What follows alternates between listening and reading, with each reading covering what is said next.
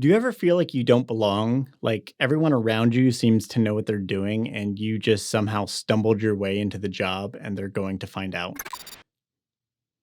Imposter syndrome is common in almost every field, but for some reason it seems particularly prevalent in data and software. Let's look at why that is and how we can overcome it. Data and software are constantly changing fields with a massive amount of information to keep up with. It's more knowledge than any one person can master, and there will always be gaps, sometimes on topics that are often called essential. It's also a field where people feel like they have to act like they know it all. I'm not sure why this developed as a tradition in software or maybe IT in general, but the stereotype is an air of arrogance. So combine that with a field where it's impossible to know everything, and a tradition of people acting like they know everything, and it's a recipe for a lot of people feeling like they're imposters.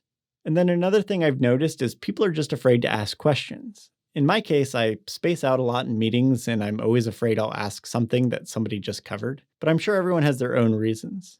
When mentoring people, probably the most common complaint is, why didn't they just ask about blank? It's usually a mistake on the teacher's fault. We forget to give a requirement, we forget to explain a process, something that could have been taken a minute to clear up, but no one asked. They were just confused and assumed it was something they should know, so they just suffered through it. I worked with a guy who asked a ton of questions. If someone presenting something, he would ask very basic, simple things. Can you explain to me what you mean by a pipeline? Things that I would expect him to know the answer to. But by the end of the presentation, he'd have asked to clarify so much that he knew exactly what was going on and why. He came across as incredibly engaged. And as a result, I'd consider him the smartest person on the team. I think if more engineers were like him, we'd all be better off. One key thing, though, it was an environment that encouraged that. There's a lot of toxic work environments, many of which I've worked at, where know-it-allism is the way things are done, where mistakes are looked down on and treated harshly.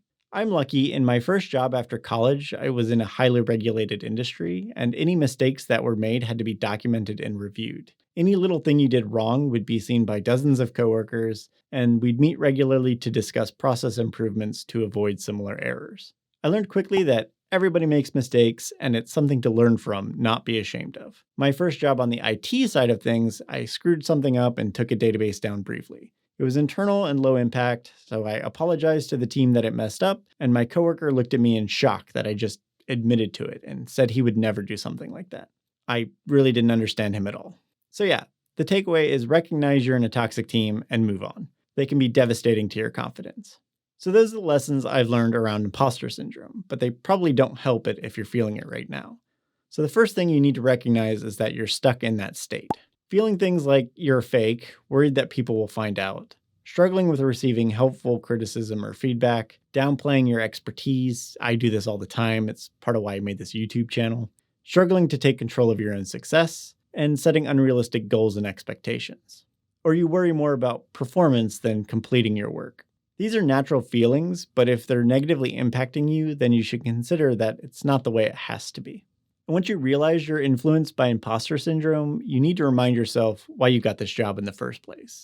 Remember what you've accomplished so far. You've gotten this job, you're learning things. Each task you complete is something that wouldn't have gotten done without you. Focus on one task at a time and deliver it. Make sure it's what your boss and your team need done, and they'll be happy. Know that there are unrealistic expectations on engineers, and it's okay to have knowledge gaps. Just be willing to expand on them and try new tools, languages, and roles.